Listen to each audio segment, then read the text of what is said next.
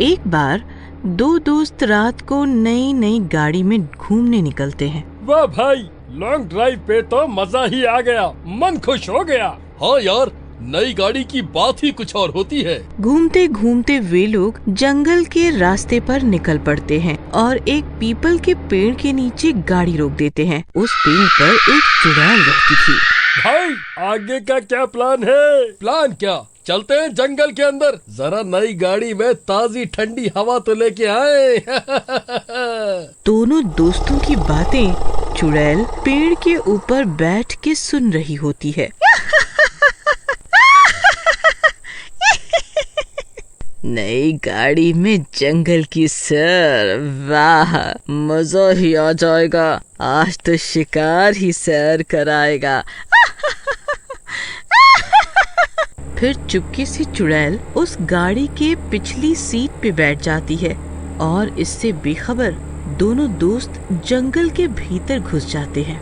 बीच जंगल से पहुंचते ही अचानक डरावनी डरावनी आवाजें आने लगती हैं।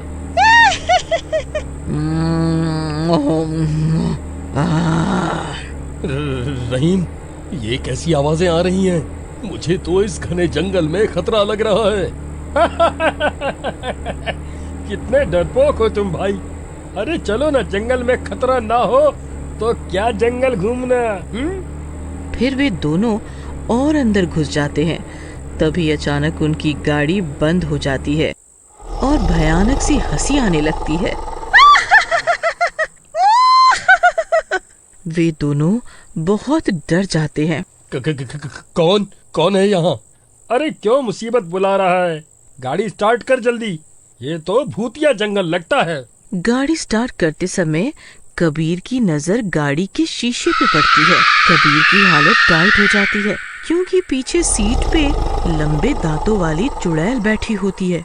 रहीम, पीछे तो देखो, तुम्हारी अम्मा आराम फरमा रही हैं। रहीम फिर जैसे ही पीछे देखता है, उसकी आंखें खुली की खुली रह जाती हैं।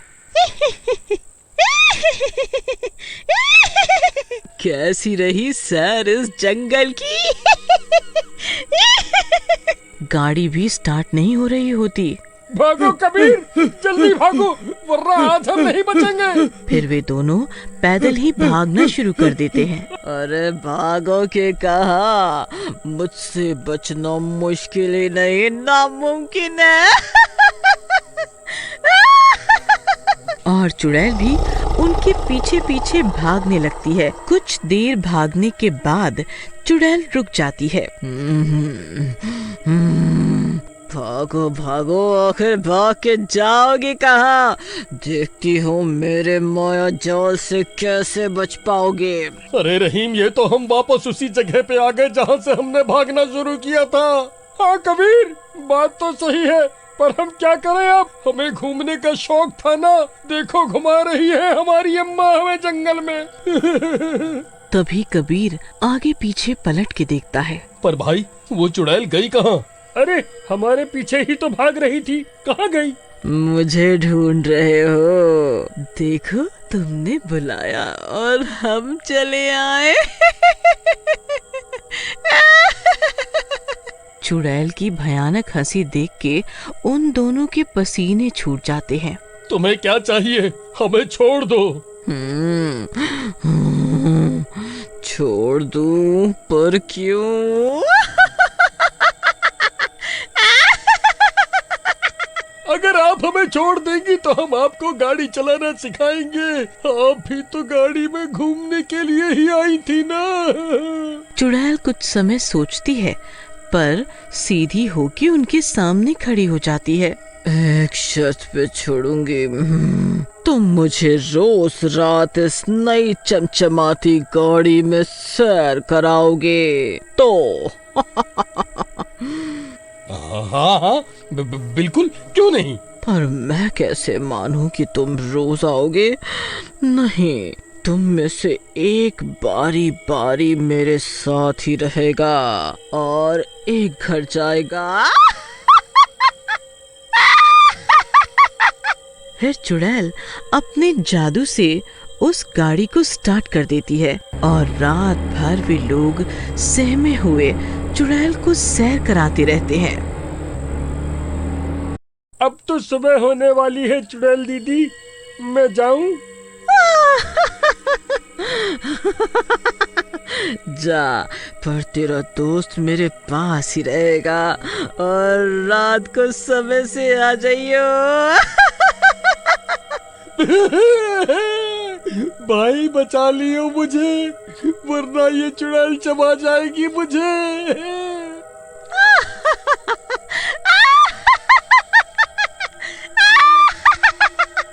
फिर रहीम अपने घर लौट आता है।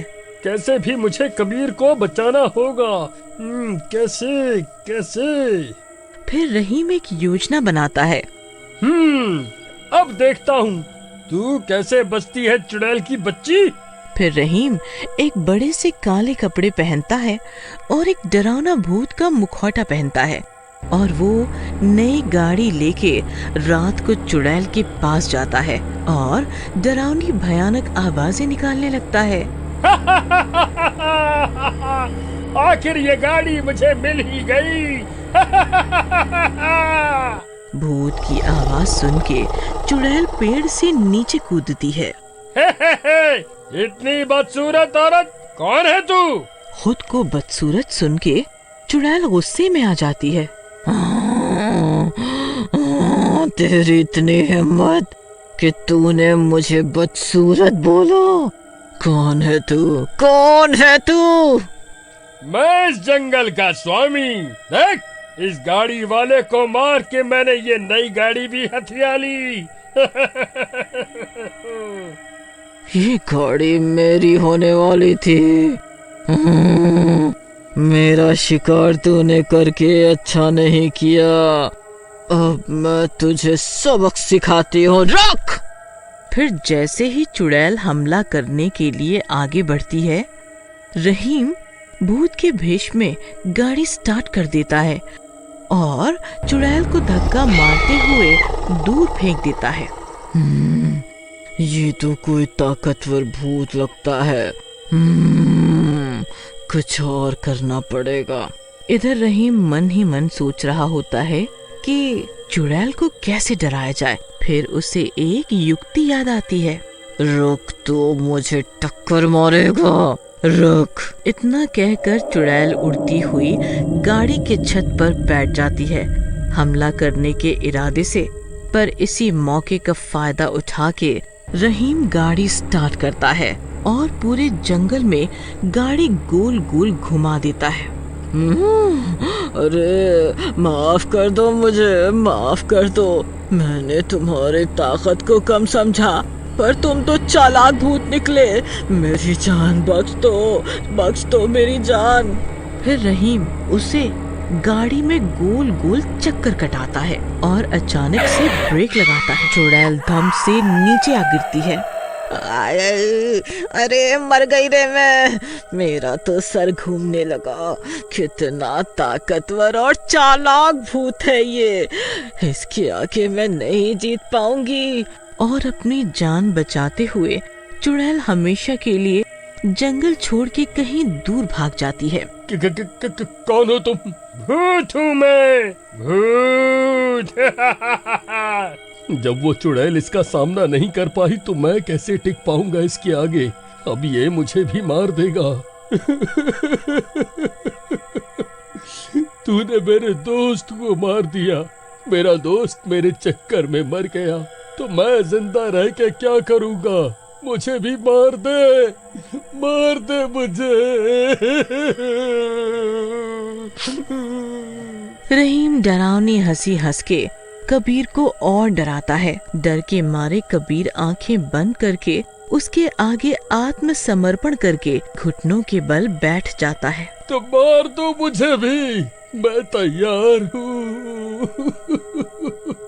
तभी रहीम अपना मुखौटा हटाता है और कबीर को गले से लगा लेता है। आंखें खोलो कबीर, मैं हूँ रहीम, तुम्हारा दोस्त। रहीम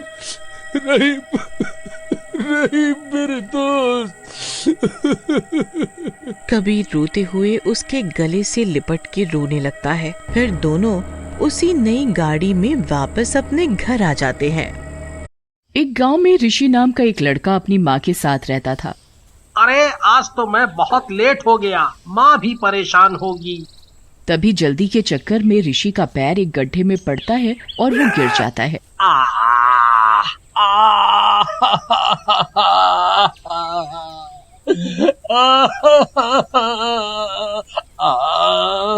अरे मर गया रे।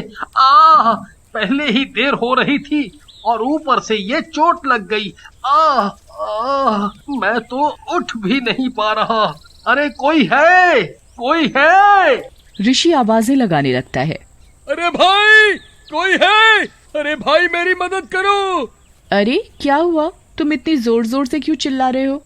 ऋषि उस लड़की को देखता है और देखता ही रह जाता है। अरे क्या हुआ? तुम्हारे पैर से तो खून निकल रहा है। हाँ, वो मैं जल्दी घर जा रहा था तो गिर गया। लड़की उसे उठाती है और एक पेड़ के नीचे बिठा देती है और अपनी चुन्नी फाड़ कर पट्टी बांध देती है। तुम बुरा मत मानना, वो तुम बहुत ही ज्यादा सुंदर हो। मैंने तुम्हारे जैसी सुंदर लड़की आज तक नहीं देखी। तुम्हारा नाम क्या है? मेरा नाम रोशनी है। ओह अच्छा। अच्छा नाम है, बहुत सुंदर नाम है। ऐसे ही बहुत देर तक दोनों बातें करते रहते हैं और अच्छे दोस्त बन जाते हैं। अब मेरा पैर कुछ ठीक है, रात बहुत हो गई है, हमें घर जाना चाहिए। ठीक है, फिर कल मिलेंगे। इतना बोलकर दोनों चले जाते हैं। रोशनी अपने चुड़ैल रूप में आ जाती है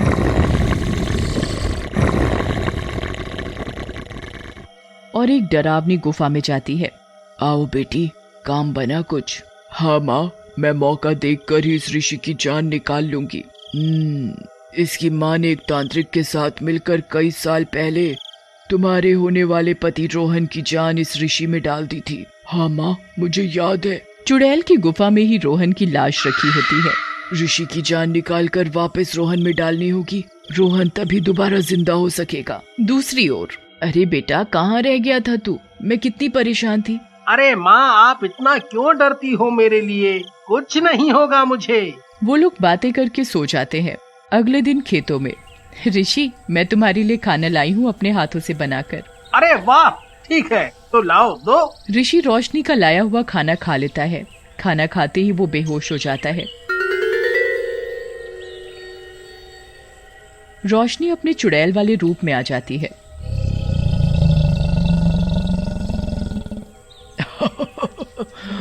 आज मैं इसकी जान निकाल लूंगी। वो ऋषि को मारने ही लगती है कि सरपंच जी आ जाते हैं। अरे ये बुढ़ा सरपंच यहाँ कहाँ से आ गया? चुड़ैल पेड़ के पीछे छिप जाती है। सरपंच ऋषि को बेहोश देखकर उसके मुंह पर पानी डालता है तो ऋषि उठ जाता है। अरे बेटा, क्या हुआ? पता नहीं सरपंच जी, मैं तो खाना खा रहा था। रोशनी कहाँ गई? यहाँ कोनो रोशनी फोशनी नहीं है। चलो हम चलते हैं। अगले दिन, माँ, कल तो मैं ऋषि की जान बस लेने ही वाली थी कि वो बुढ़ा सरपंच बीच में आ गया, लेकिन आज मैं ऐसा कुछ नहीं होने दूंगी। इतना बोलकर चुड़ैल रोशनी के रूप में फिर से ऋषि से मिलने जाती है। रोशनी, मैं तुमसे एक बात बोलना चाहता हूँ, तुम बुरा मत मानना। अरे नहीं नहीं, बोलो ना। मैं तुमसे प्यार करने लगा हूँ और तुमसे शादी करना चाहता हूँ। तुम बहुत अच्छी हो। मेरी माँ ने मुझे कई लड़कियाँ दिखाईं, लेकिन आज तक मुझे कोई पसंद नहीं आई। क्या तुम मुझसे शादी करोगी? रोशनी कुछ देर सोचती है। ऐसे इसकी जान लेना मुश्किल है, लेकिन मैं अगर इससे शादी कर लूंगी तो मुझे काफी मौके मिलेंगे इसकी जान निकालने के। क्या हुआ? क्या सोच रही हो? देखो, कोई जबरदस्ती नहीं है। अरे नहीं, मैं तो ये सोच रही थी कि मैं बहुत किस्मत वाली हूँ कि तुम मेरे पति बनोगे। फिर अगले कुछ ही दिनों में उनकी शादी हो जाती है और चुड़ैल ऋषि के घर आ जाती है। अरे वाह बेटी, बहुत सुंदर हो तुम मेरी बहू नहीं, बेटी हो, बेटी। और मैं तुम्हें हमेशा बेटी के जैसा ही रखूंगी। जाओ, कमरे में जाओ। ऋषि आराम। दोनों कमरे में चले जाते हैं। रोशनी, मैंने कभी नहीं सोचा था कि मेरे जैसे गवार को तुम जैसी अच्छी पढ़ी लिखी लड़की मिलेगी। हाँ, सोचा तो मैंने भी यही था, अब तुम सो जाओ, फिर मैं अपना काम करूं। काम? इतनी रात में क्या काम? अरे कुछ नहीं, मतलब मैंने मन्नत मांगी थी कि तुमसे शादी हो जाएगी तो मैं माता जी के मंदिर जाऊंगी, तब तक मैं तुमसे अलग सोऊंगी, तो मैं नीचे जमीन पर सो जाती हूँ। क्या तुम मुझसे इतना प्यार करती हो? ठीक है, हम चलेंगे, लेकिन मैं तुम्हें इतनी ठंड में नीचे नहीं सोने दूंगा। तुम बिस्तर पे आ जाओ, मैं सोफे पे सो जाऊंगा। फिर ऋषि उसे जबरदस्ती ऊपर बिस्तर पर सुला देता है और खुद सोफे पर सो जाता है। ऋषि के सोते ही रोशनी अपने असली रूप में आ जाती है।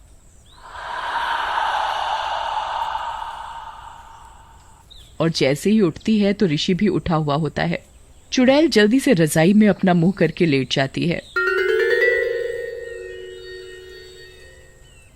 अरे रोशनी हिल क्यों रही है इतना?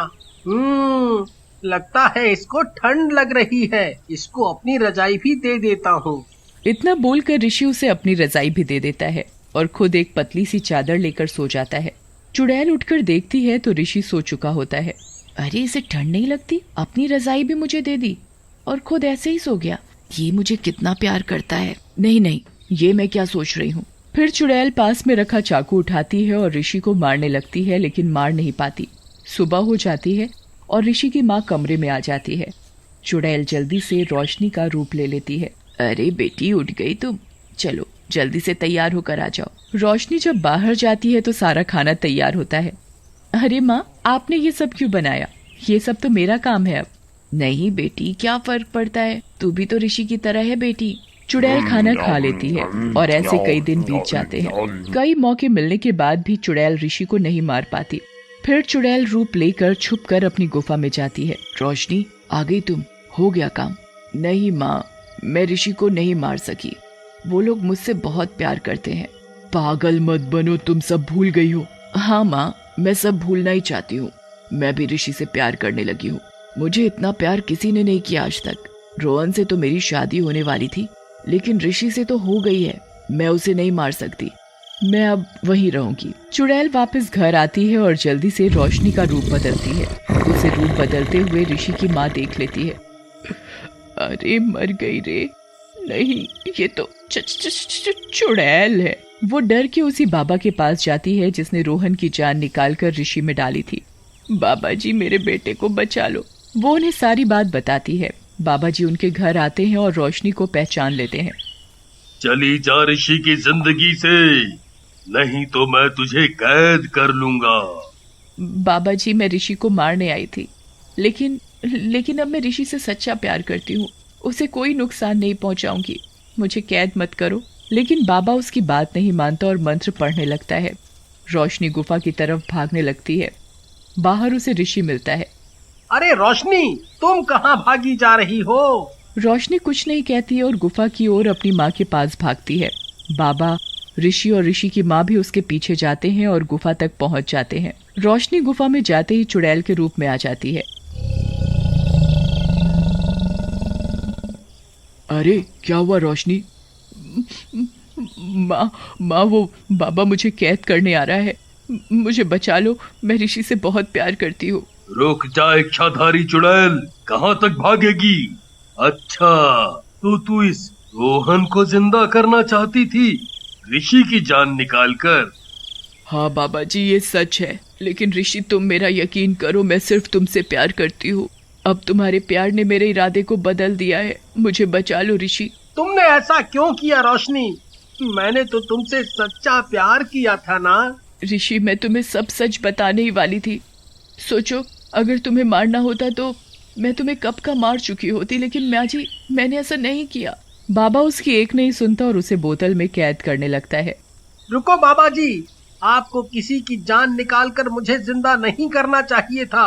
गलती हमारी भी है माँ, आप रोशनी को छोड़ दो। हाँ बाबा जी, मुझसे भी गलती हो गई। आप इसे छोड़ दो। गलती पहले हमने की थी। ये इतने दिनों से हमारे साथ है, फिर भी इसने हमें कभी कोई नुकसान नहीं पहुंचाया। तुम दोनों ठीक कह रहे हो। ठीक है चुड़ैल, मैं अपनी शक्तियों से तुझे इस चुड़ैल योनि से मुक्त करता हूँ और अब से तू एक आम औरत बन जाएगी। बाबा जी अपनी शक्ति से चुड़ैल पर रोशनी डालते हैं और रोशनी के हटते ही चुड़ैल हमेशा के लिए रोशनी बन जाती है और रोहन की लाश को चुड़ैल की माँ जला देती है और मुक्त हो जाती है। फिर ऋषि और रोशनी भी खुशी खुशी